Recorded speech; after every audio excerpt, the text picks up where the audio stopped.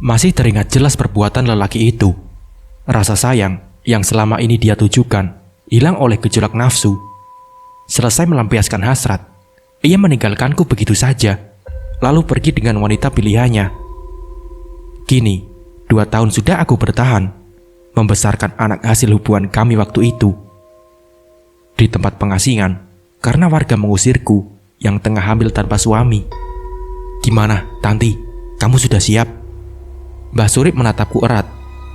Aku mengangguk pelan. Mbah Surip memulai ritualnya, membaca mantra ke sebuah benda berkilau di hadapan kami. Benda-benda kecil itu akan ditanam di tubuhku sebagai pengikat. Selesai ritual, satu persatu susu emas itu mulai ditanam di wajah bagian pipi, bibir, dan pelipis. Aku memejamkan mata saat Mbah Surip memasangkannya. Dengan senyum miring, sebuah rencana matang di kepalaku. Selesai memasang semua ini, aku akan pergi ke kota menemui dia. Dia yang sudah membuat hidupku hancur tanpa masa depan.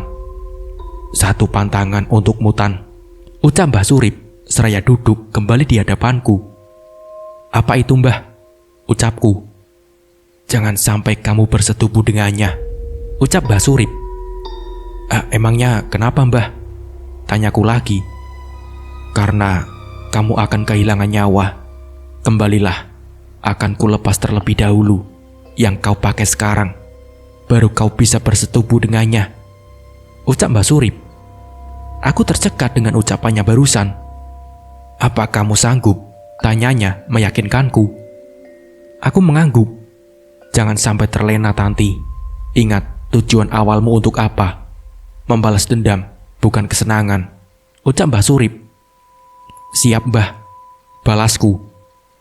"Berhati-hatilah dengan pria yang akan mencoba mendekatimu selain dia," ucap Mbah Surip lagi. "Iya, Mbah," ucapku. "Setiap malam Jumat Kliwon, jangan lupa mandi kembang 7 rupa, agar pancaran sinar di wajahmu akan selalu berkilau," pinta Mbah Surip. "Iya, Mbah, baik," jawabku. Aku berpamitan setelah membayar mahar padanya. 50 juta bukanlah uang yang banyak untukku. Dalam sehari, aku bisa mendapatkannya dengan 1 pelanggan. "Hati-hati, Tan," perintah Mbah Surip. "Iya, Mbah, terima kasih ya, Mbah," jawabku. Sesampainya di rumah, aku pun langsung ditodong pertanyaan. "Duk, kamu yakin mau ke kota?" tanya Bu Fatma. "Iya, Bu. Saya harus mencari ayahnya Galih," ucapku pada wanita parubaya yang duduk menolongku dan membawaku ke rumahnya. "Tapi nanti kalau Galih tanya gimana?" Aku pun tersenyum kecil. "Bilang saja, Bu, saya kerja," ucapku. Bu Fatma menatap erat ke arahku. Matanya mulai berair. Selama ini, dia sudah menganggapku seperti anaknya sendiri. Ia yang tinggal sebatang kara merasa senang saat bertemu denganku, karena mengingatkan dirinya saat masih seusiaku dulu.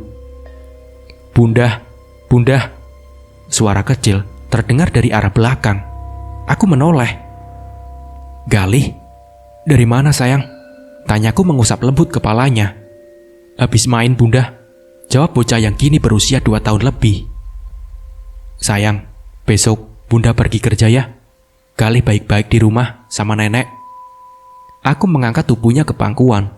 Mata kecil itu menatap erat, tersenyum kecil, lalu menciumi wajah dan memelukku. Tanpa terasa, air mata yang sedari tadi kutahan tumpah juga. "Galih sayang Bunda, Bunda kerjanya jangan lama-lama ya," ucapnya lirih. "Iya sayang, Bunda mau cari ayah kamu," ucapku kepada anakku. "Iya Bunda," jawabnya. Malam ini kami tidur bertiga. Rasa khawatir selalu ada. Takut tak bisa lagi bertemu dengan anak kesayanganku ini. Tak akan kulewati malam tanpa memandang wajah mungilnya. Pelukan tak akan kulepas. Wajahnya mengingatkanku pada sosok ayahnya. Semakin membuatku tak sabar untuk membalas dendam. Perjalanan panjang telah kutempuh. 12 jam dari desaku ke kota ini. Sebuah alamat sudah di tangan. Di zaman modern ini, ternyata apapun bisa dicari dengan mudah melalui satu usapan jempol. Memandang jengah ke arah gedung bertingkat, Di sanalah tempat berkumpulnya segerombolan manusia sombong. Iya, mungkin saja. Mereka yang kini sedang sibuk mengejar dunia, tanpa sadar kalau nyatanya mereka telah diperbudak oleh penguasa dengan kenyamanan fasilitas yang diberikan. "Ojek, Mbak." Sebuah suara mengejutkanku. Pria berjaket coklat, berhelm hitam, duduk di atas motornya, memandang ke arahku. Aku tersenyum kecil. "Boleh, Mas. Tahu alamat ini nggak?" ucapku. Aku menunjukkan kertas kecil yang sedari tadi ku pegang, bertuliskan sebuah nama dan alamatnya. "Oh, ini si Pak Adit yang punya toko kue itu. Saya tahu, Mbak, mau diantar ke rumahnya. Apa ke tokonya?" ucap tukang ojek itu. "Oh, yang dekat kemana? Toko atau rumahnya, Pak?" ucapku. Kalau hari libur gini, biasanya Pak Adit di rumahnya," ucap tukang ojek itu. "Ya sudah, antar saya ke rumahnya aja, Pak." "Oh iya, Mbak, baik." Tukang ojek itu meraih tas hitam milikku dan menaruhnya di depan. Aku segera naik ke motornya, lalu ia memberikan helm padaku. Rumah besar, bergaya minimalis dan berlantai 3. Aku memandang takjub. Jadi, ini rumah Mas Adit. Sudah sukses dia sekarang. Pasti karena wanita itu, makanya dia meninggalkanku, gumamku. Pagar rumahnya saja, mungkin tingginya mencapai 3 meter. Bahkan, maling pun akan kesulitan untuk masuk. Tiba-tiba, jantungku berdegup dengan kencang. Melihat pria yang lama tak pernah kutemui, sedang duduk santai di teras rumahnya. Aku harus berani. Aku harus berani. Aku harus buktikan kalau selama ini rasa sakitku tak bisa hilang. Dan kamu harus merasakan juga. Kutekan tombol di dekat pagar. 3 kali bel berdentang. Seorang security tampak membuka pintu gerbangnya, menatapku dengan mengernyit, melihat dari ujung rambut sampai kaki, lalu ke arah tas besar yang kuletakkan di depan kaki. "Cari siapa ya, Mbak?" tanyanya. Saya pembantu baru yang mau kerja di sini, Pak," ucapku. "Oh, silakan, Mbak. Tuan dan Nyonya sudah menunggu dari tadi." Security itu mempersilahkan aku masuk. Perlahan berjalan ke arah pintu. Netra pria itu melotot. Bola matanya hampir jatuh melihat kedatanganku. Aku tersenyum semanis mungkin. "Kamu pikir aku sudah mati?" Ia langsung bangkit dari duduknya, berjalan duduk ke arah pintu. "Brek! Mas, kenapa?" Kini, wanita cantik berambut panjang tengah menatapku. "Kamu Tanti kan?" tanyanya. Aku pun mengangguk. "Iya, Nyonya," jawabku. "Mas, dia Tanti, pembantu baru kita yang kemarin aku bilang buat gantiin Pi Indah yang pulang kampung," jelas sang istri pada suaminya. Aku dipersilakan masuk. Setelah menjalani beberapa pertanyaan, aku diajak ke belakang menuju kamarku. Rangkaian tugas yang kelak akan kukerjakan di rumah besar ini ternyata tertulis di dinding samping pintu kamar. Gila, rumah sebesar ini hanya satu pembantu, dan itu hanya aku. Pantas dia temanku bilang banyak yang tidak betah tinggal di rumah ini, meskipun gajinya besar. Tapi gaji bukan tujuanku. Yang terpenting, aku bisa membalas dendamku pada keluarga Mas Hadid. Aku meletakkan tas di depan lemari, lalu berjalan ke arah ranjang. Duduk di tepian, menatap sisi ruangan. Kamar berukuran 4 kali 4 meter persegi ini yang akan menemaniku melancarkan aksi. Tugas pertamaku malam ini adalah menyiapkan makan malam. Aku tahu Mas Hadid alergi udang. Dia akan sangat tersiksa dengan gatalnya nanti. Dengan sengaja, kubuatkan sambal bercampur udang kering. Sampai singkat cerita, hidangan tersaji. Mereka berdua hendak makan. Sepertinya mereka belum memiliki anak. Karena dari siang, aku tak melihat penghuni lain selain mereka berdua. Tapi kulihat istri Mas Hadid perutnya besar, mungkin sedang hamil. Bagus, aku tidak akan membiarkan anak itu lahir dengan selamat. Aku tinggal menunggu kejutan yang akan terjadi malam nanti. Pasti Mas Hadid akan meraung-raung karena tubuhnya bentol. Tepat jam 12 malam. "Tanti, Tanti!" teriakan histeris terdengar dari kamar utama. Aku tersenyum miring. Kejadian. Pelan aku berjalan ke arah suara. Pintu kamar terbuka. Riana, istri Mas Hadid, berjalan mondar-mandir sambil menelpon. Iya Nyonya, ucapku. Tanti, tolong bantu saya bawa Mas Hadid ke mobil, suruhnya. Aku terperangah. Memangnya ada apa Nyonya? Tanyaku pura-pura tidak tahu. Kita harus ke dokter. Kamu gak lihat suami saya itu? Dia kesakitan. Riana menunjuk ke arah Mas Hadid yang sibuk menggaruk wajahnya yang kian memerah. Telinganya yang tampak membesar karena bentol. Belum lagi tangannya bagai udang rebus. Iya Nyonya, baik, jawabku. Saat aku mendekat, Mas Hadid merasakan ketakutan. Aku tersenyum manis ke arahnya.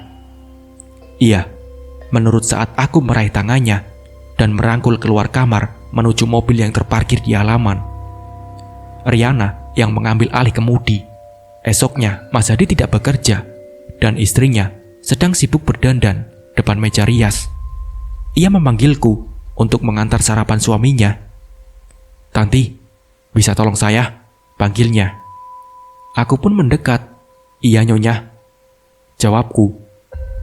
Kamu bisa tolong pegangin ini sebentar? Ia memberikanku bulu mata palsu, lalu berjalan ke arah kamar mandi. Akan kubuat matanya kesakitan saat melepas bulu matanya nanti malam. Tak lama kemudian, dia pun kembali, berjalan dengan tergesa-gesa, meraih cepat bulu mata yang kupegang, memasangnya dengan hati-hati, lalu mengambil tas kerjanya. Tanti, tolong jaga suami saya ya, karena saya ada meeting pagi ini, ditanya. Iya Nyonya, baik, jawabku. Riana sama sekali tak melirik suaminya yang terbaring sakit. Ia langsung saja keluar kamar. Aku melirik pria tak berdaya itu dengan senyum puas. Akhirnya aku bisa berduaan saja dengannya. Tanti, apa yang sedang kamu rencanakan? Tanyanya saat melihatku menutup pintu kamar lalu menguncinya. Suaranya bergemetar. Mas, tenang saja. Aku tidak akan berbuat apa-apa. Hanya ingin Mas merasakan apa yang pernah kurasakan. Aku mendekat ke arahnya, mengusap lembut wajah tampan yang memerah itu. Jujur, aku masih menyayanginya. Tapi melihat ia bersama dengan wanita tadi membuat hati ini jengah. Ia balas mengusap tanganku lembut. Meski awalnya merasa ragu dan takut, aku yakin dia sudah mulai terpikat dengan tatapan mataku yang sedari tadi tak berkedip memandangnya. Ia seakan lupa dengan sakitnya. Aku merindukanmu, Tan, ucapnya lirih. Persetan dengan ucapannya barusan. Maafkan aku, Mas. Aku lupa kalau kamu alergi udang. Mas Hadid hanya mengangguk pelan. Aku janji, aku akan membuat keluargamu bahagia. Malam ini, paling tidak aku dapat tidur nyenyak setelah puas melihat bulu mata Riana yang rontok karena tercabut. Itulah balasannya, karena dia pernah menghina dan menyebutku memakai kacamata kuda. Pagi ini, aku terbangun karena mendengar suara azan subuh. Tidak seperti biasanya. Kali ini, suara speaker di masjid itu sedikit lebih besar volumenya.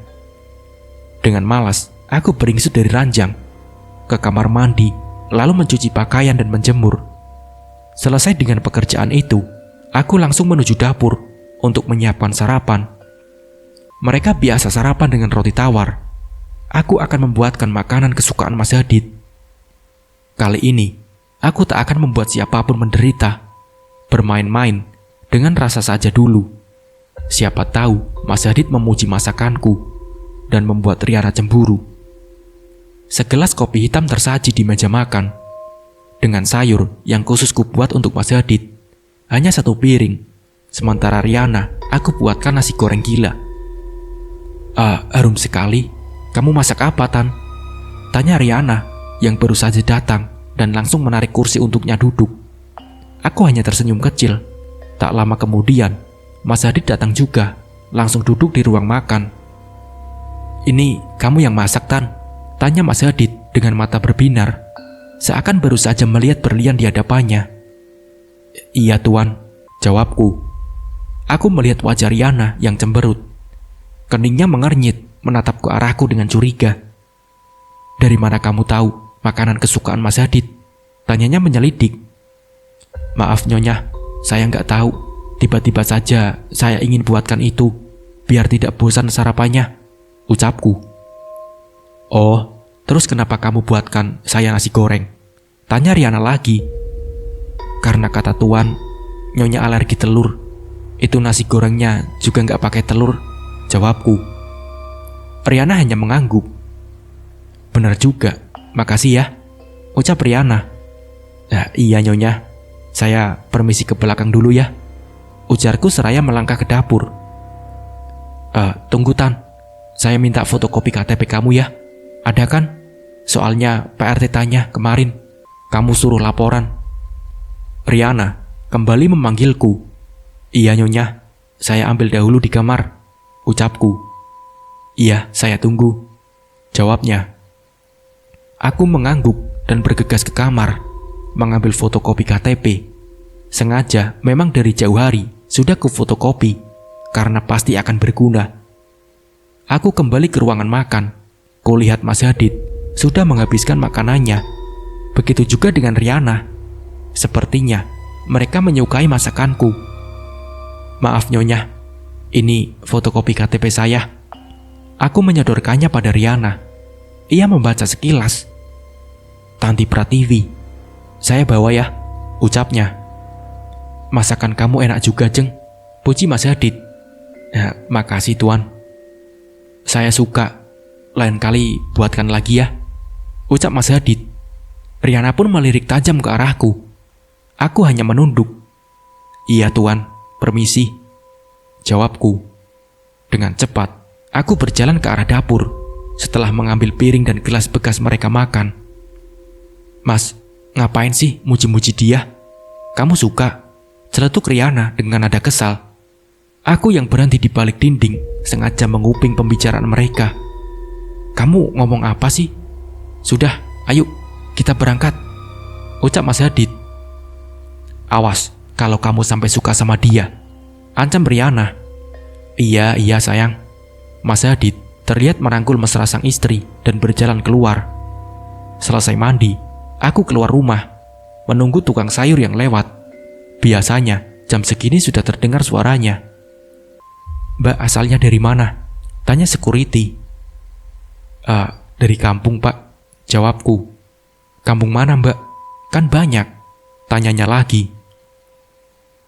Mbak, kadang itu saya nggak betah. Tapi mau gimana lagi? Saya butuh biaya buat keluarga saya. Istri saya di kampung juga lagi sakit. Ditambahkan yang gaji saya Pak Hadid, bukan Bu Riana. Beliau sudah saya anggap seperti anak saya sendiri, cerita Pak Satpam. Iya Pak, yang sabar ya, ucapku. Tak lama kemudian, tukang sayur langganan lewat dan berhenti tepat di depan pintu gerbang. Saya belanja dulu Pak, ucapku. Oh iya, silakan Mbak, jawab Pak Satpam. Aku melangkah menuju tukang sayur. Entah kenapa, tukang sayur ini memperhatikanku sejak tadi. Aku jadi merasa tidak nyaman. Neng, mas apa? Tanyanya. Nggak tahu, jawabku malas. Biasanya Pak Hadid suka makan opor ayam. Neng bisa masaknya nggak? Tanyanya. Aku mengernyit. Tahu dari mana bang? Ucapku. Kan pembantu dia gonta-ganti Mbak. Saya tahu, ucap tukang sayur. Seorang wanita seusiaku menghampiriku. Ia langsung menunjuk ke arah jengkol yang terbungkus plastik dan menggantung di hadapanku. Aku harus ramah dengan mereka. Jangan sampai keberadaanku di sini mencurigakan. Wanita itu selesai belanja. Kini giliran belanjaku yang sedang dihitung berapa totalnya. Neng pakai susu ya? Tanya si tukang sayur tanpa basa-basi. Dek, aku hampir saja menamparnya. Bisa-bisanya dia bicara itu di jalanan. Kalau ada orang yang dengar bisa bahaya. Hati-hati kalau bicara bang, ucapku. Nih belanjaannya 112.000, ucap tukang sayur. Aku memberinya uang 115.000. Kembalinya Neng. Ia menyerahkan uang kembalian. Iya bang, makasih. Jangan macam-macam sama saya ya, ancamku. Tenang aja, Neng. Bu Riana juga pakai pelet buat dapetin Pak Adit, ucap si abang tukang sayur. Dek, aku tak percaya dengan ucapannya barusan. Abang serius? Tanyaku. Iya, udah lama. Nggak tahu sekarang masih apa enggak. Tapi saya dukung, Mbak. Kasihan Pak Adit. Dia seperti tak ada wibawanya di depan istrinya sendiri, ucap tukang sayur. Oh, makasih ya Pak atas informasinya, ucapku. Neng, panggilnya lagi. Iya Pak, ada apa? Tanyaku. Kelemahannya pisang emas. Kalau Bu Riana makan pisang emas, peletnya luntur, wajahnya jadi rusak, ucap tukang sayur. Aku terperangah. Kok abang tahu? Tanyaku. Iya, teman saya yang nganterin dia ke dukunya, jawab tukang sayur. Oh, makasih ya bang, jawabku. Aku lalu masuk kembali. Pak Kasdi security menatap tajam ke arahku. Jangan-jangan dia mendengar percakapanku tadi. Mbak, hati-hati, jangan dekat-dekat sama tukang sayur itu, selorohnya. Bapak bisa aja. Aku terbahak. Saya masuk dulu ya Pak, tanyaku. Saat melangkah menuju ke dalam rumah, tiba-tiba terdengar suara deru mobil berhenti di depan pagar, lalu mengklakson. Aku dan Pak Kasdi menoleh. Gawat, mobilnya Mas Tio. Ngapain dia kesini lagi? Mas Adit sama Riana kan kerja, gumamku. Saya buka gerbang dulu Mbak Tanti. Oh iya Pak, silakan, jawabku. Aku bergegas ke dalam sebelum Mas Tio menyadari keberadaanku. Cepat aku menaruh sayuran di kulkas dengan asal dan berlari ke kamar, mengunci pintunya dari dalam kamar. Hampir setengah jam aku mengurung diri di kamar, menunggu keadaan di luar aman. Lebih tepatnya, sampai Mas Tio benar-benar sudah pulang. Kuberanikan diri untuk membuka pintu perlahan, melongok keluar dan memasang pendengaran ke arah dapur. Karena posisi kamarku tak jauh dari dapur dan ruangan makan. Sepi, tak ada suara apapun di sana.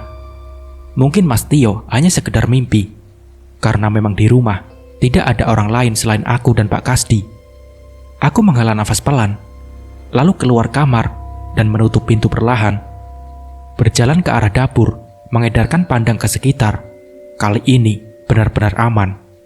Aku kembali mengambil barang belanjaan dari dalam kulkas, lalu membawanya ke belakang untuk memasak dan menyiapkan makan malam. Seperti yang tukang sayur tadi bilang, kalau Mas Adit suka sekali dengan opor ayam, aku akan membuatkan untuknya. Ayam yang kubeli tadi adalah ayam kampung, yang dagingnya agak sedikit keras, tapi rasanya pasti nikmat.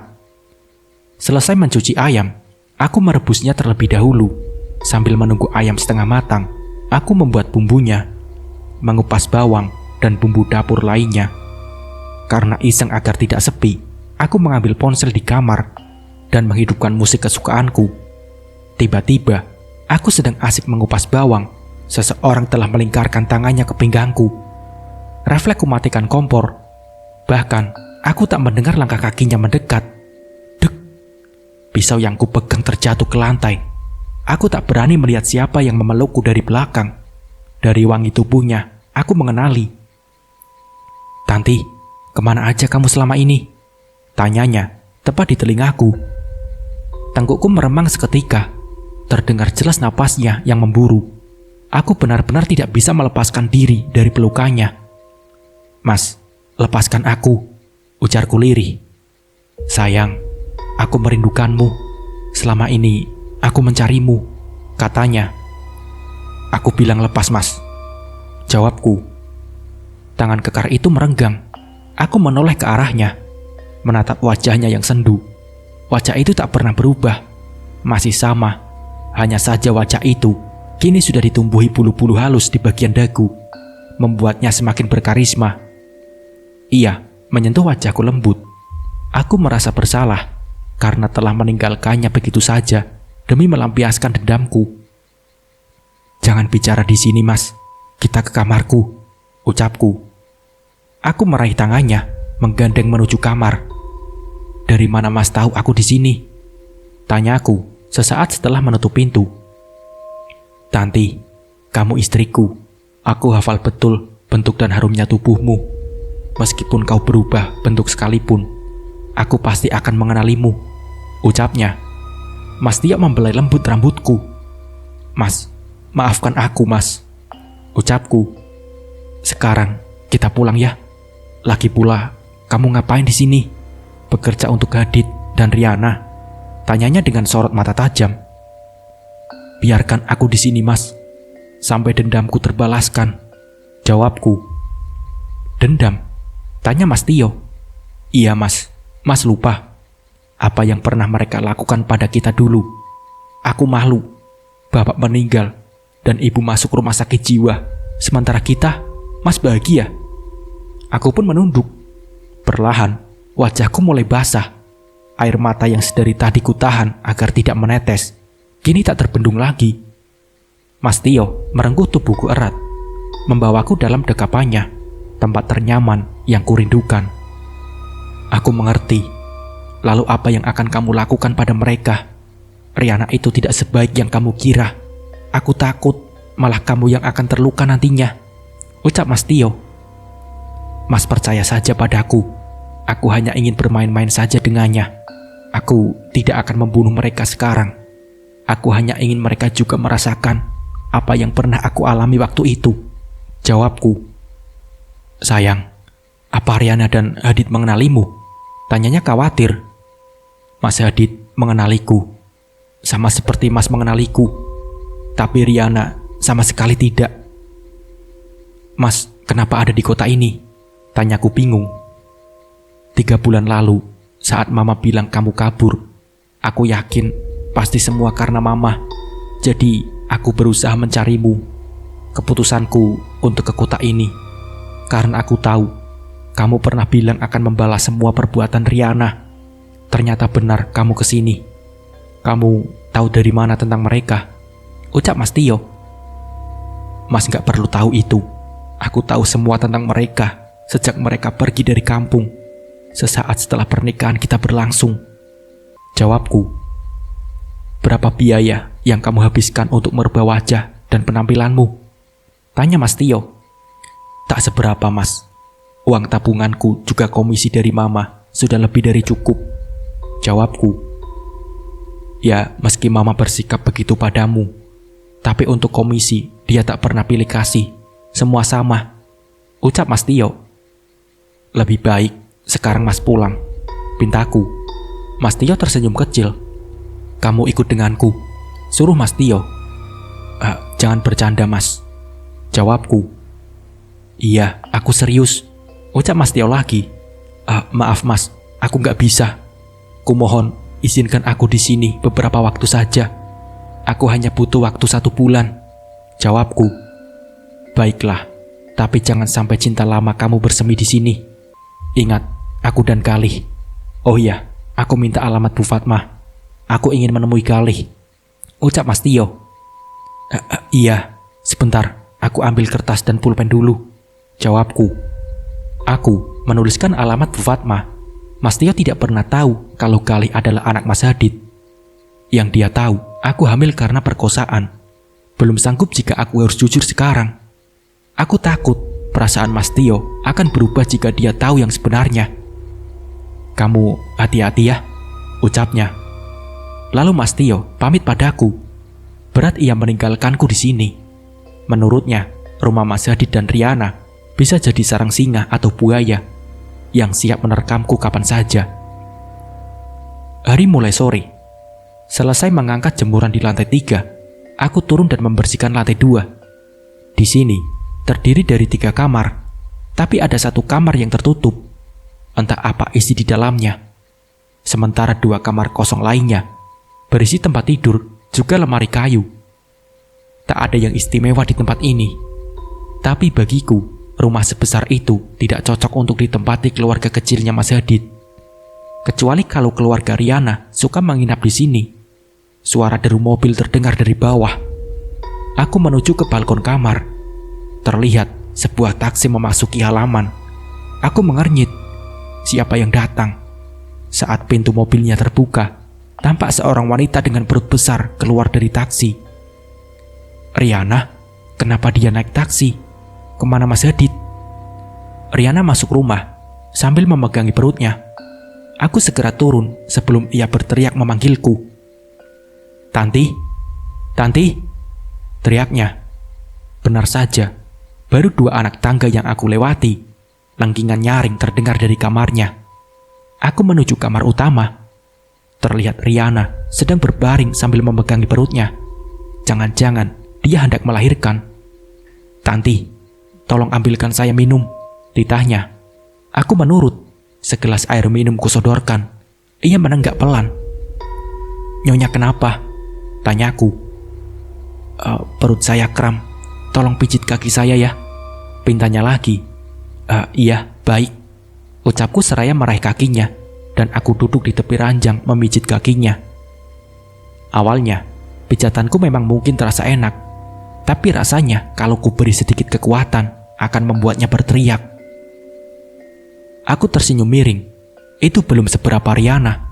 Baru begitu saja sudah kesakitan. Kembali aku melanjutkan memijit. Ingin rasanya ku tarik kukunya yang merah karena polesan kutek itu. "Tan, nanti tolong belikan saya susu hamil ya, sama es krim. Mulut saya pahit," ucapnya, seraya mengambil uang dari dalam dompet coklat miliknya. Ia menyerahkan selembar uang berwarna merah padaku. "Udah, kamu belikan saya es krim dulu. Saya mau mandi," ucapnya. Aku menurut dan bergegas keluar kamar menuju minimarket terdekat. Jarak dari rumah Mas Hadid dengan minimarket lumayan juga. Kupikir dekat, ternyata harus melewati 2 blok dan berada di depan jalan besar, tepat bersebelahan dengan pintu masuk komplek perumahan. Aku mengatur napas perlahan sebelum membuka pintu minimarket, lalu melangkah menuju rak susu ibu hamil, mengambil satu dengan merek yang sama, seperti yang biasa dibeli Riana dengan rasa coklat. Kemudian ke arah freezer, mengambil beberapa cup es krim yang dipesannya juga. Saat hendak ke kasir, aku melihat pria yang kukenal sedang mengantri di kasir. Ia sedang membeli rokok dan korek gas. Aku pun mengernyit. Kupikir kebiasaan buruknya itu sudah hilang.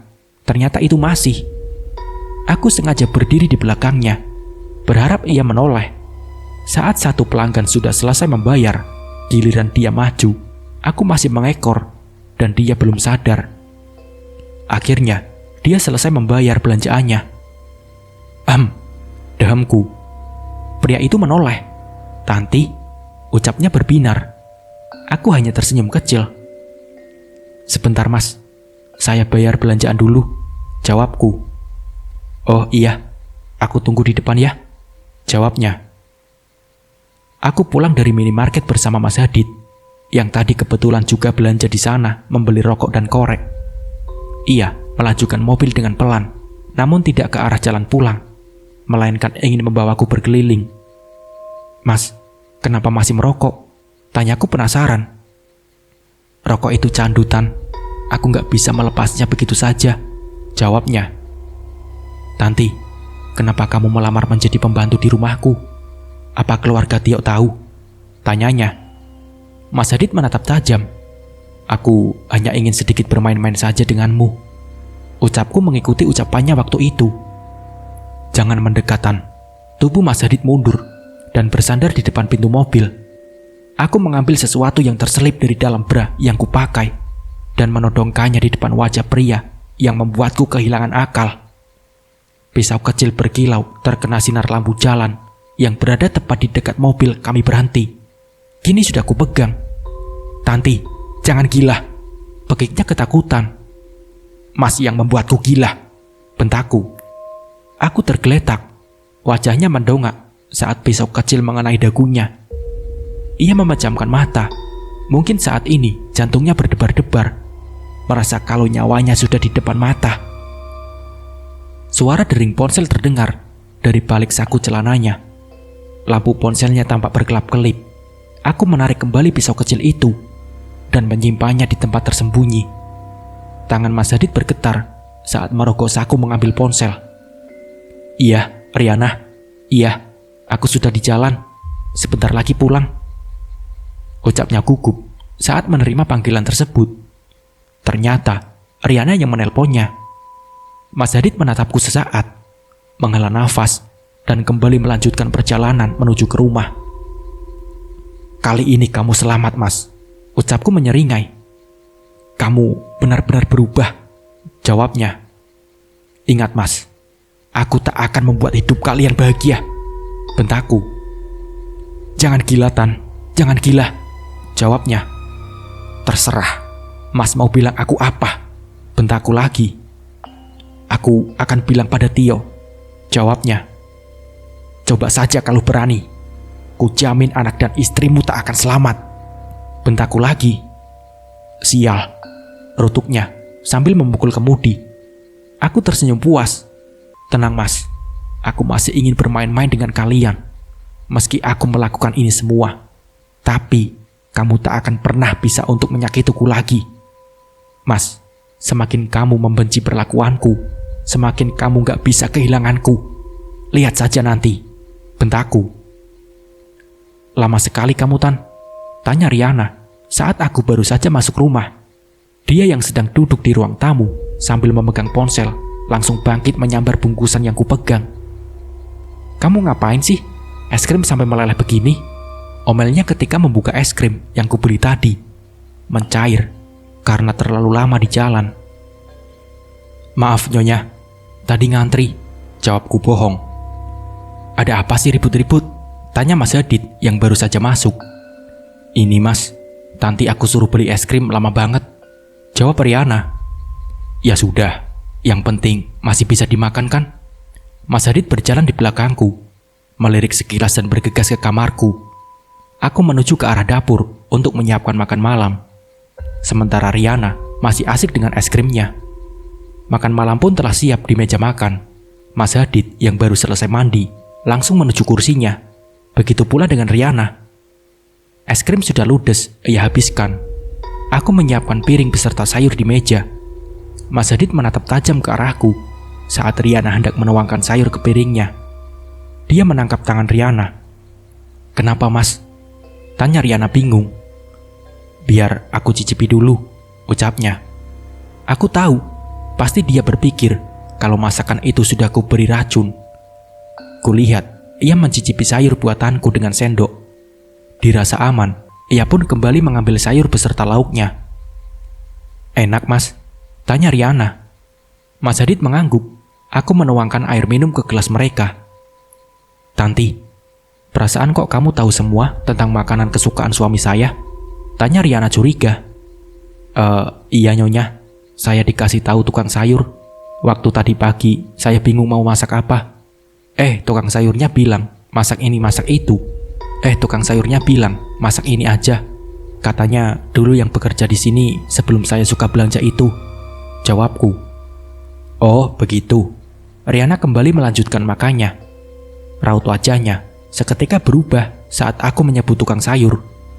Mungkin dia takut kalau Mas Hadid sampai tahu apa yang telah dilakukan istrinya itu untuk mendapatkan hatinya. Aku kembali ke dapur, duduk sejenak di sana menatap keluar jendela dapur yang terbuka. Tampak jelas di atas sana, bulan dengan cahayanya yang benderang mengingatkanku pada satu malam yang mencekam kala itu.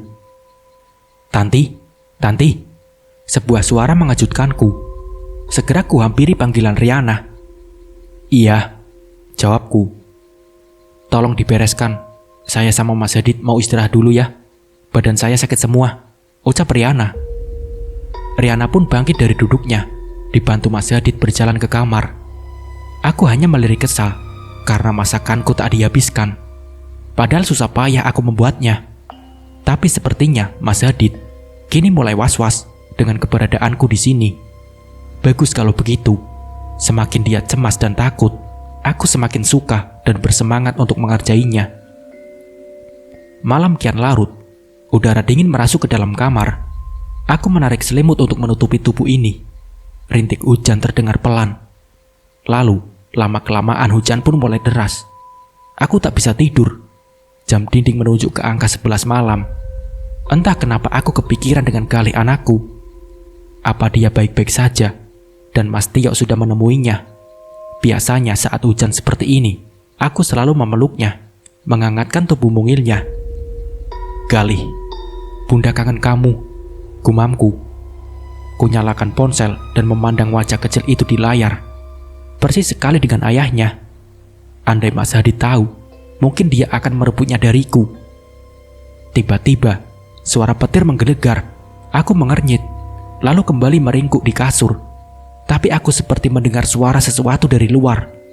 Aku pun beringsut dari ranjang menuju pintu, membukanya pelan. Berjalan mengendap-endap ke arah dapur, tanpa menyalakan lampunya. Sepi. Namun ada sepintas bayangan berjalan ke arah tangga. Aku mengikuti. Lampu lantai 2 berkelap-kelip, kemudian mati seketika.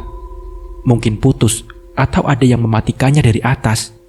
Karena rasa penasaran yang tinggi, aku mencoba menaiki tangga, melihat siapa yang sudah berani masuk ke dalam rumah ini tanpa permisi.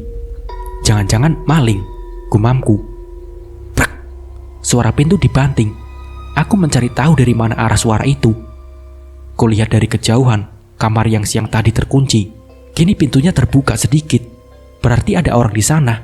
Tapi siapa? Bulu kuduku mulai merinding, meramang seketika. Aku mengusap tengkuk yang berkeringat. Baru saja kakiku hendak melangkah untuk memeriksa kamar itu, tiba-tiba dari bawah, suara Mas Hadid memanggil-manggil namaku. "Tanti, Tanti, kamu di mana, Tanti?" Dengan cepat, aku berlari menghampiri Mas Hadid yang sedang mencariku di dapur. "Iya Mas, aku di sini," jawabku. "Kamu dari mana aja sih?" tanya Mas Hadid. "Dari atas, kayaknya ada maling deh," jawabku. "Walah, ngaco kamu. Mana ada maling berani masuk? Semua pintu udah kamu kuncikan? Semua pintu udah kamu kuncikan tadi sebelum tidur?" tanya Mas Hadid. "Iya Mas, sudah aku kunci." "Lalu Mas ada apa cari saya malam-malam begini?" tanyaku. "Oh iya, ayo ikut ke kamar Riana," suruh Mas Hadid. Mas Hadid meraih tanganku, mengajak ke kamarnya. Di dalam kamar, tampak Riana sedang kesakitan sambil memegangi perut besarnya. Aku mendekat dan mencoba memegang perutnya. "Nyonya baik-baik saja?" tanyaku. "Kamu lihat dong, apa saya baik-baik saja? Ini rasanya perut saya kayak dipelintir, sakit sekali tahu," ucapnya membentak, seraya mengusap peluh di dahinya. Aku melirik ke arah suaminya yang juga tampak cemas. Mas Hadid berjalan mondar-mandir. "Mungkin istri tuan mau lahiran," kataku memecah sunyi. "Gak mungkin Tan, jadwalnya masih sebulan lagi," sahut Riana. "Ya sudah, kita periksa ke dokter saja ya," ucap Mas Hadid. Aku kembali melirik arah Mas Hadid.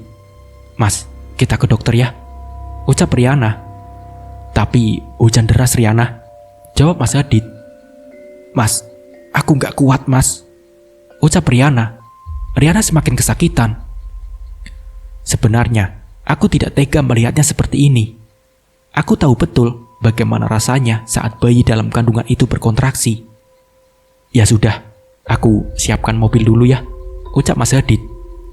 Mas Hadid berjalan keluar. "Mari Nyonya, saya bantu," ucapku. Aku membantu Riana bangun dari ranjang dan menuntunnya keluar. Saat mobil sudah siap, aku kembali menuntun Riana masuk ke mobil. Mas Hadid sudah duduk di balik kemudi. "Kamu ikutan," pinta Riana. Tapi Nyonya," jawabku. "Sudah, cepat, kunci pintunya," ucap Riana. "Baik Nyonya," jawabku. Aku menurut, mengunci pintu, dan ikut bersama mereka ke rumah sakit. Perjalanan menuju rumah sakit sungguh mencekam. Bagaimana tidak, hujan deras disertai angin kencang dan petir yang menggelegar di luar, diiringi oleh rintihan kesakitan Riana. Kulihat sesekali Mas Hadid mengusap tangan istrinya itu dengan lembut. Aku jadi ingat dengan Mas Tio, betapa ia begitu cemas saat aku hendak melahirkan dulu, padahal itu bukan anak kandungnya. Pikiranku masih di rumah Mas Hadid, penasaran dengan apa yang kulihat tadi di lantai 2. Ada orang asingkah? Atau kenapa juga Riana harus kontraksi dan harus memaksaku untuk ikut? 20 menit sudah perjalanan menuju ke rumah sakit. Akhirnya kami pun tiba di halaman rumah sakit. Mas Hadid menghentikan mobilnya tepat di depan pintu UGD. Aku bergegas turun mengambil kursi roda yang disediakan di depan pintu. Mas Hadid menuntun Riana untuk duduk, lalu membawanya masuk. Suster segera membawa Riana ke ruangan, sementara Mas Hadid ke resepsionis untuk mendaftar. Berhubung dokter yang biasa menangani Riana tidak ada jadwal hari ini, maka dokter jaga yang menggantikannya. Setelah diobservasi, Riana dan Mas Hadid masuk ke ruangan dokter. Aku menunggu di luar. Tiba-tiba, seorang suster menghampiriku. "Mbak, tadi siapanya?" tanyanya. Aku tertegun sesaat. "Oh, majikan saya, Sus," jawabku. "Itu perutnya kenapa ya?" tanya suster kebingungan. Aku pun mengernyit. Kenapa suster tanya aku? Nyonya saya bilang kayak dipelintir, padahal belum waktunya melahirkan. Jawabku apa adanya. "Melahirkan?" tanya suster dengan nada bingung. "Iya, kenapa ya, Sus?" tanyaku. Suster itu terlihat matanya mengerjap, lalu bergidik, dan pergi begitu saja meninggalkanku yang tak kalah bingung. Ada apa? Tiba-tiba, pintu ruangan dokter terbuka. Mas Hadid keluar. Dia langsung menarik tanganku menuju ke sebuah lorong rumah sakit yang sepi. Jantungku berdegup kencang. Dia menatap erat ke arahku, seakan ingin melahapku hidup-hidup. "Tanti, jawab aku. Kamu apakan Riana?" tanyanya. Maksud mas apa?" tanyaku. "Aku tanya sekali lagi sama kamu. Apa kamu sudah mengguna-guna anak dan istriku?" tanyanya lagi. Aku semakin tak mengerti. Ada apa? Apa yang terjadi dengan Riana? "Mas, aku sama sekali nggak mengerti ucapanmu. Bisa jelaskan apa yang terjadi dengan Riana?" tanyaku lagi. "Kamu pikir aku nggak tahu? Kamu pasti pakai guna-guna kan? Sampai-sampai Riana tak mengenalimu. Dan sekarang kamu ambil anakku dari rahimnya," bentaknya. Aku terdiam. Jawab Tanti." "Iya kan?" Plak! Tamparan keras mendarat di wajah pria di hadapanku. Kesal sekali aku mendengar ucapannya yang menuduhku sembarangan. "Mas, kalau aku mau, buat apa aku harus bekerja di rumah kalian? Aku bisa saja guna-guna kalian agar cepat mati," ucapku. "Lalu, kenapa Tanti tak mengenalimu?" Aku tersenyum miring. "Mas mau dia menjadi gila kalau sampai tahu aku adalah Tanti yang pernah dia hina dulu. Dengan penampilanku sekarang, mata dan hatinya tertutup bukan? Aku operasi, Mas. Kamu tahu berapa biaya yang kuhabiskan agar penampilanku berubah. Aku yakin kamu juga sudah mulai tertarik lagi padaku kan?" Aku mengusap lembut wajahnya. Wajah tegangnya berubah. Ia menatap intens. Tangan itu kembali menggenggamku. "Maafkan aku, Tan. Aku gak bermaksud meninggalkanmu. Aku juga gak bermaksud menyakitimu. Aku hanya..." Kututup mulutnya dengan satu jari. Pisau kecil masih tersembunyi di sarangnya. Bisa saja aku menyobek mulut manisnya ini kalau tidak ingat Riana sedang berbaring di dalam sana. "Lebih baik Mas temani Riana agar dia tidak curiga," suruhku. Mas Hadid menunduk lesu. "Aku tak akan setega itu menyakiti bayi yang tak berdosa," ucapku lirih. Mas Hadid melirik ke arahku. "Tapi kamu, Mas, aku bisa melakukan apapun agar kamu tahu betapa sakitnya aku," ucapku lagi. Mas Hadid kembali melangkah menuju ruangan Riana. Aku mengekor ingin tahu apa yang sebenarnya terjadi pada Riana. Di ruangan itu, Riana tampak murung. Ia memegangi perutnya sendiri, sesekali menggaruk kepalanya. Rambutnya mulai acak-acakan. "Maaf, Pak. Saya benar-benar tidak bisa berbuat apa-apa. Ini di luar kuasa saya. Ini hasil USG-nya," ucap dokter. Dokter menyerahkan foto-foto hasil USG pada Mas Hadid. Aku yang penasaran ikut melirik.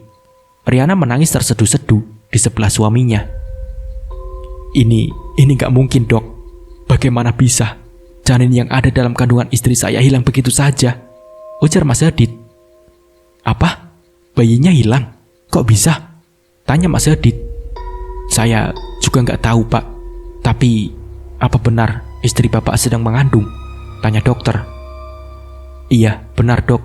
Kita ada catatannya kok. Tapi dokter yang biasa memeriksa istri saya kan memang tidak ada jadwal hari ini, ucap Mas Hadid. Kejadian ini benar-benar langka pak. Kalau memang benar, kemarin-kemarin istri bapak sedang hamil, ucap dokter. Tapi dokter lihat kan, perut istri saya besar seperti orang hamil, tanya Mas Hadid lagi. Iya pak, ya sudah, lebih baik bapak pulang dulu, agar ibu Riana bisa istirahat, ucap dokter. Terima kasih dok, jawab Mas Hadid. Kami pun kembali pulang. Riana masih menangis sepanjang jalan. Aku hanya bisa terdiam, tak mampu berkata-kata. Apa ini semua ada hubungannya dengan kamar di lantai 2 itu? Kamar yang tiba-tiba terbuka, lampu yang mati seketika. Hujan besar yang juga turun diiringi petir yang menggelegar. Tanti, Tanti, Tanti. Suara panggilan beserta ketukan pintu membangunkanku. Astaga, sudah jam 7 pagi. Pasti Riana marah ini karena aku telat bangun, gumamku.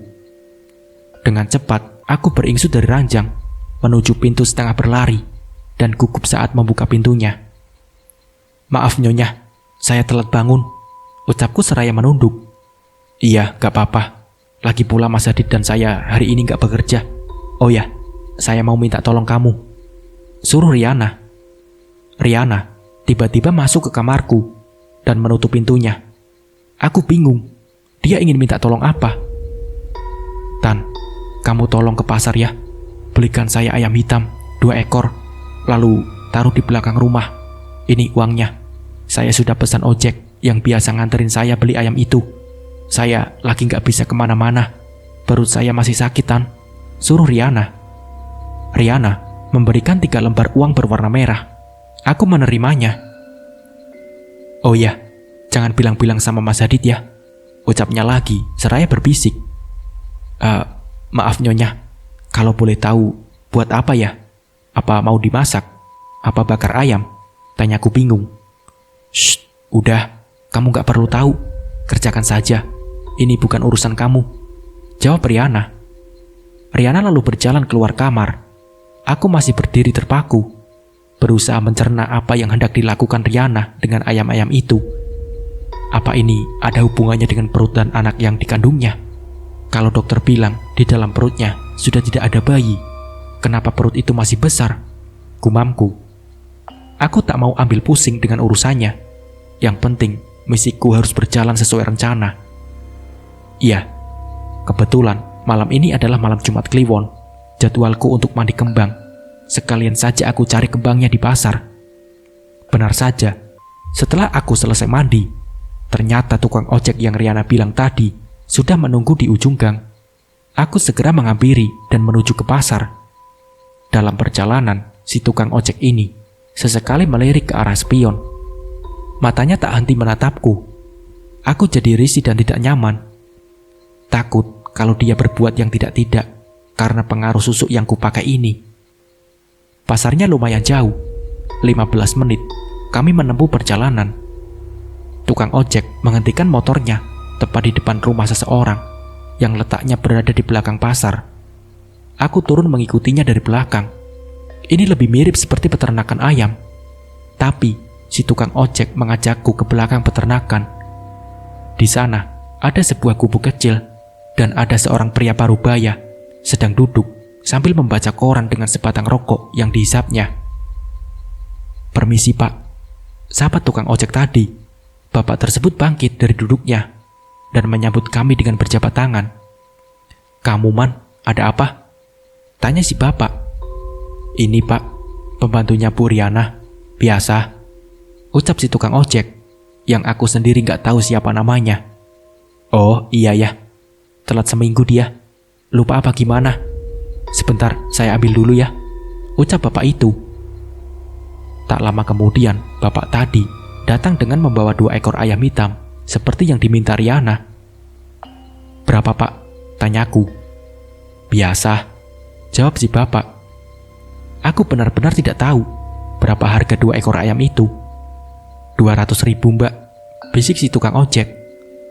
Aku segera memberikan uang tersebut pada si bapak. Setelah itu, Kami berpamitan. Aku menitipkan ayam tersebut pada si tukang ojek. Sementara aku masuk ke pasar untuk belanja sayuran, juga mencari kembang untuk nanti malam. Selesai berbelanja, aku kembali ke parkiran. Si tukang ojek tadi masih setia menungguku. Aku tersenyum ke arahnya. Ia membantu membawakan barang belanjaan dan menggantungkannya di depan. "Neng, namanya siapa?" tanyanya seraya memberikan helm padaku. "Namaku Tanti bang," jawabku. "Nanti malam ada acara nggak?" tanyanya tanpa basa-basi. Maaf Bang Firman, saya nggak berani keluar malam-malam, apalagi malam Jumat. Serem bang," jawabku. Si Eneng bisa aja, kan ada abang. Ia mulai menghidupkan mesin motornya. Aku hanya tersenyum kecil. "Neng nggak takut tinggal di rumahnya Bu Riana?" tanyanya, membuatku mengernyit. "Emang ada apa bang?" tanyaku. "Pembantu yang tinggal di sana, biasanya nggak sampai 2 bulan mereka pindah, Neng," ucapnya. "Loh, emang kenapa?" tanyaku lagi. "Nggak tahu, di lantai 2 kan serem. Kata tetangga, suka ada yang ngelihat makhluk aneh di sana," ucap si tukang ojek. "Ah, si abang, jangan ngomong sembarangan. Nanti jadi fitnah loh," jawabku. "Ya si Eneng, saya mah cuma ngingetin aja," jawab si tukang ojek. "Iya, makasih ya bang, udah ngingetin," jawabku. Tak terasa, kami sudah sampai di rumah. Aku langsung menuju ke belakang untuk meletakkan ayam-ayam tadi sesuai perintah Riana. Tapi ternyata Riana sudah menungguku di sana. Dengan cepat, ia meraih ayam dari tanganku yang menyuruhku masak sarapan. Aku pun menurut dan tak ingin tahu lebih dalam lagi apa yang Riana kerjakan dengan ayam-ayam tadi. Dengan cepat, aku tinggalkan halaman belakang dan menuju dapur.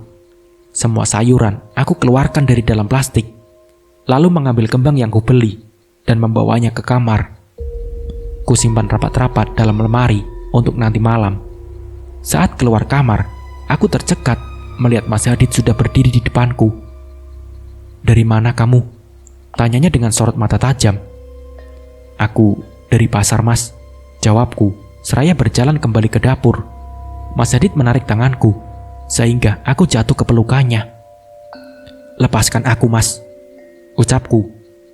"Diam, apa yang akan kamu lakukan dengan keluargaku?" ucap Mas Hadid. "Mas, aku hanya ingin bekerja," jawabku. "Jangan bohong, aku tahu Tio nggak mungkin menelantarkanmu, kecuali kamu ada maksud tertentu di sini," bentak Mas Hadid. "Mas, kalau aku mau jahat, sudah dari kemarin saat awal aku di sini," ucapku, seraya menarik tangan yang digenggamnya dengan erat. "Tanti, Tanti," teriak Riana. "Lagi apa kamu?" tanyanya. "Ini Nyonya mau buat sarapan," jawabku. "Ya udah, kamu buatkan kita nasi goreng saja. Ingat, saya jangan pakai telur ya," ucapnya. "Iya Nyonya, baik," jawabku. Aku bernapas lega, karena akhirnya Mas Hadid menjauh juga. Kalau sampai Riana tahu siapa aku, bisa-bisa misiku gagal. Nasi goreng sedang kubuatkan untuk mereka sarapan. Aku ingin tahu kalau Riana sampai terkena telur. Apa iya dia alergi? Atau mungkin pantangan? Setahuku, ayam hitam itu untuk pesugihan, seperti yang pernah ditawarkan oleh Mbak Suri padaku waktu itu, agar dagangan ibuku laris manis.